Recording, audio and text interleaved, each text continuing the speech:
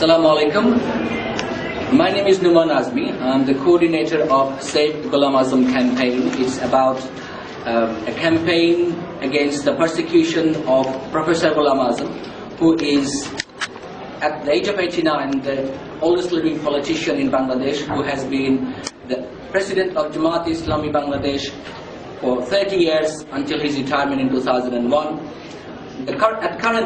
The Bangladesh is being ruled by a secularist anti-Islamic party called Bangladesh Awami League, who took over power in 2009 through a very controversial election victory.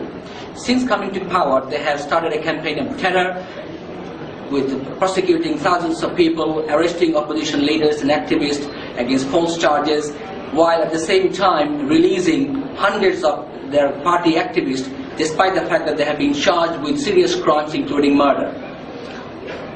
Recently, they have set up what they call International War Crime Tribunal, despite the fact that it has been condemned by International Bar Association, Human Rights Watch, Amnesty International, and a number of prominent international criminal law lawyers about the unfairness and the fact that this is not in favor of the accused, but biased towards the government. So much so that the government is calling the leaders of the Bangladesh Jamaat-e-Islami war criminals, arrested most of the senior leaders, including the president, 2 vice president, secretary general, 3 assistant secretary general, and a number of ministers have publicly declared that let's hang these leaders without any charge or trial. That is the situation of the kangaroo court in Bangladesh, where the War Crime Tribunal chairman was a member of a mob trial which was unlawful, and they sentenced these leaders to death.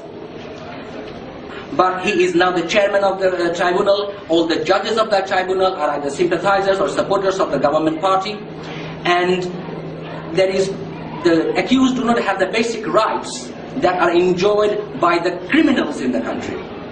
So this is the level of persecution. Why? Because the government feels that the Islamists are a threat to them. So this is about weakening the political opposition.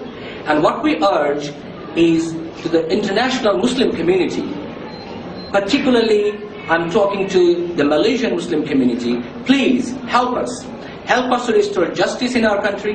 Help us to stop our country prosecuting the Islamic leaders and trying to destroy the very establishment of Islam in a country which has 85% Muslims. It's the 3rd largest Muslim country in the world. We have over 130 million Muslims. The country people love Islam, but because of the threat of persecution by the government against anyone who talks against the government, the people are afraid. The whole judicial system has been corrupted by government influence. The whole government police force, the paramilitary group of the government are becoming thugs and a muscle group of the government. And it's a campaign of terror. And there are murders, extrajudicial killings, hundreds of extrajudicial killings happening every single year. And what we need is to raise awareness about this injustice, about this gross human rights violation, where people have no say, no rights. Just because you don't conform to government line of thought, if you criticize the government, you get arrested. A prominent editor of a national newspaper, just for writing in sub-editorial criticizing the government, was jailed and brutally tortured. So that is the situation in our country.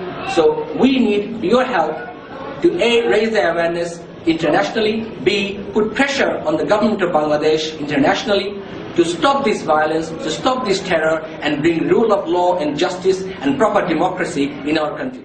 One of the things we would like to highlight is what's happening against my father, Professor Ghulam Azam, who is at the risk of being arrested. The government has plans to arrest him, and the fact that in 1993, Bangladesh High Court, in a judgment, exonerated him of any crimes in 1971. Despite that, the government is trying to arrest him, harass him, persecute him, and he challenged openly to the government in a television interview last week, on the 12th of November, to prove any of these accusations.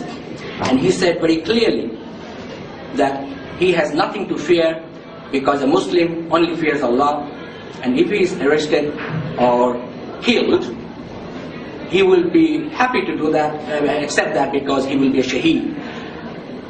And I urge people to raise the awareness about, if the government wants to have a fair international war crime tribunal, we have no problem with that. We want justice and what actually happened to come out in our country in 1971. But we want this trial to be fair, conform to international standard, that complies to the international convention, that is supported by International Bar Association, has representation from international lawyers, and it is fair and not biased.